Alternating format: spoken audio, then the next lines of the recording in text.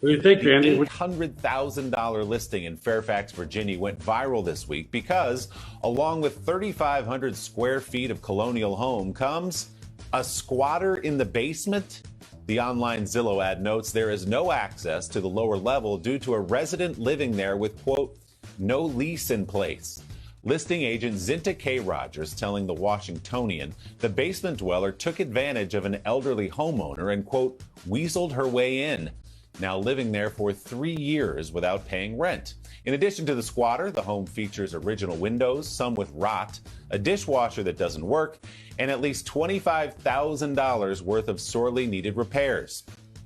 Who would sign up for that, right? Well, this money pit with a live human living in the basement sold in a week for over the asking price.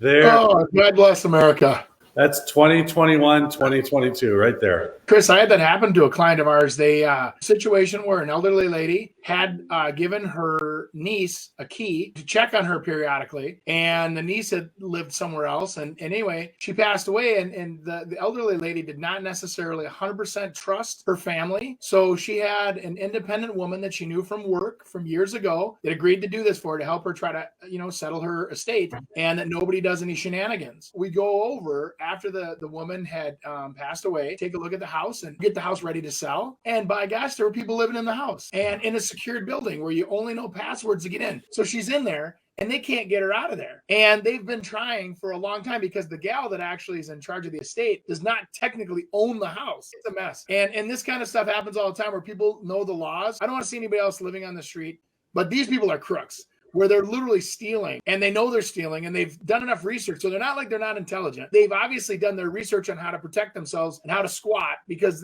otherwise they wouldn't be there. They would have thrown out the day they got in there. Well, there's professionals. That one that he was doing the video about, I'm sure the story with that elderly lady just didn't know what to do. And now it gets listed because you do have, that was happening a lot, Andy. You probably dealt with that a lot when you were doing all the foreclosures, because there was people living in there and people would buy the houses with that renter in place. And they'd have to, once they owned it, they'd have to go in and evict them. You guys, that was a very common practice in small town America. I mean, where all of a sudden, you're older and you have a big rambler and you rent out the basement to a college kid or the new nurse in town or the teacher or whatever, and they don't want to necessarily live in an apartment, so they rent the basement. That was like Rooneyville, USA, before Rooneyville ever started. And so I'm sure it was something like that where they said, hey, you mow the grass and shovel the driveway, you can live in the basement for free. And then they pass away and there's no technical lease in place.